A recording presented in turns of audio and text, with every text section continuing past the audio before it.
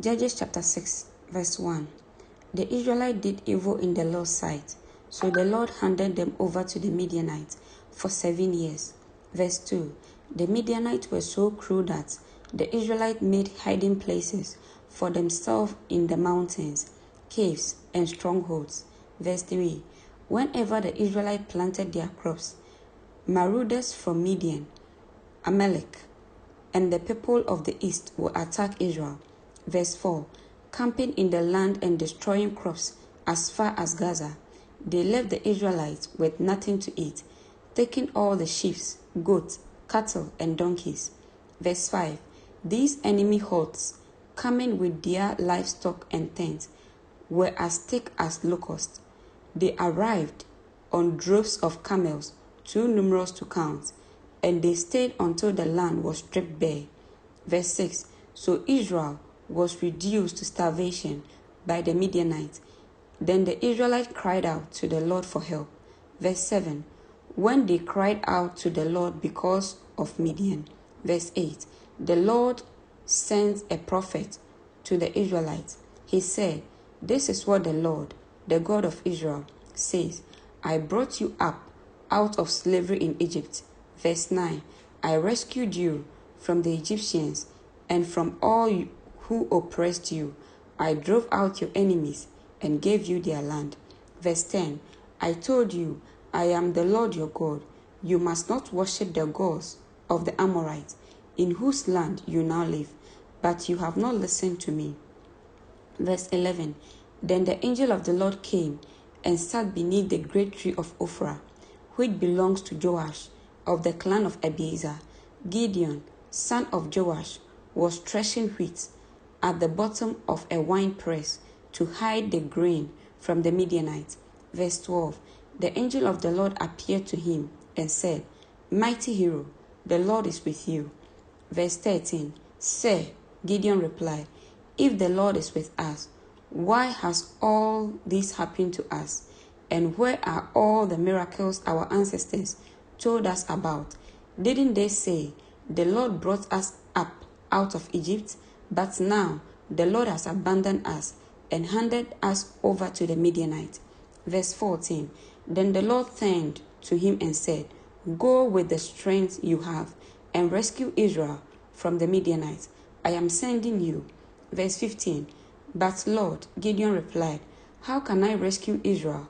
My clan is the weakest in the whole tribe of Manasseh, and I am the least in my entire family." Verse 16. The Lord said to him, "I will be with you, and you will destroy the Midianites as if you were fighting against one man." Verse 17. Gideon replied, "If you are truly going to help me, show me a sign to prove that it is really the Lord speaking to me." Verse 18.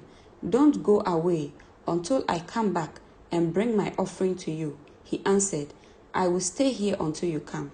Verse 19. Gideon hurried home. He cooked a young goat, and with a basket of flour, he baked some bread without yeast.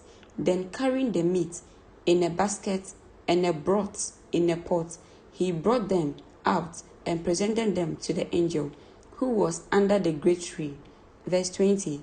The angel of God said to him, "Place the meat and the unleavened bread on this rock and pour the broth over it." And Gideon did as he was told. Verse 21.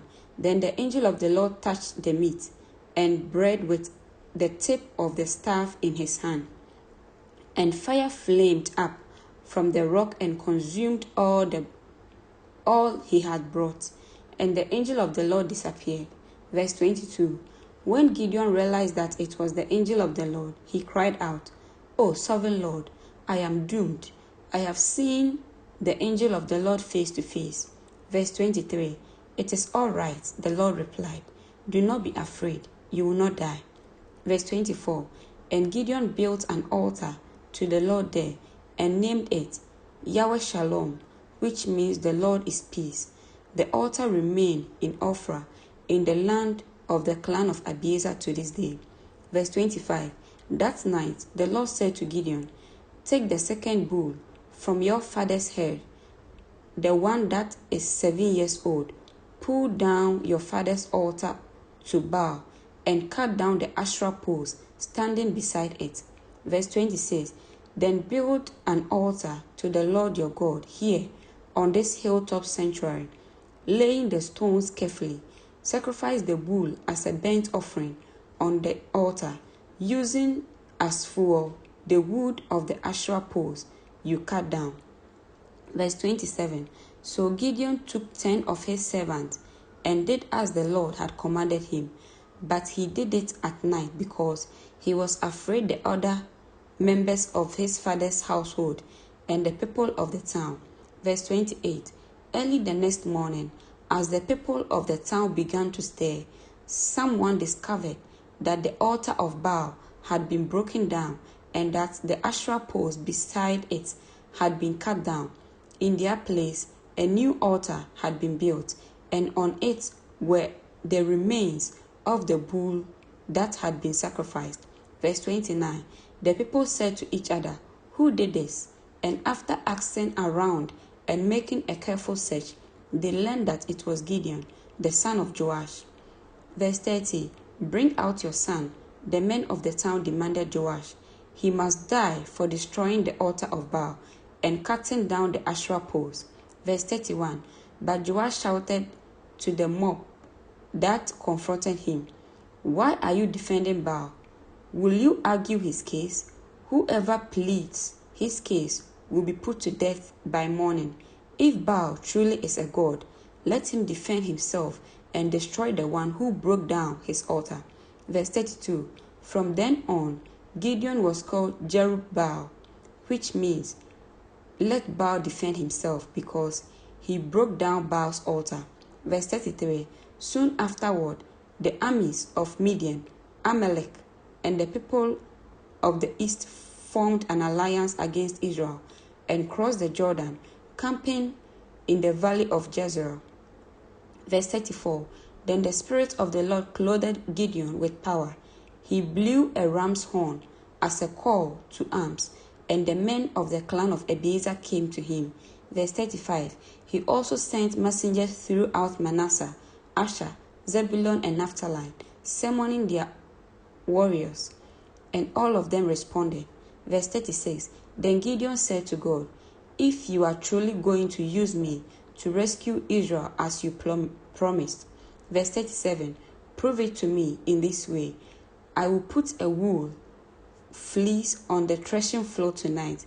If the fleece is wet with dew in the morning, but the ground is dry, then I will know that you are going to help me rescue Israel as you promised. Verse 38, and that is just what happened.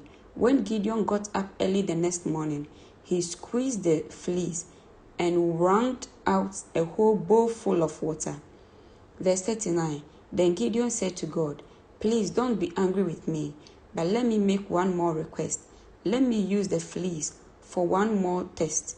This time, let the fleece remain dry, while the ground around it is wet with dew.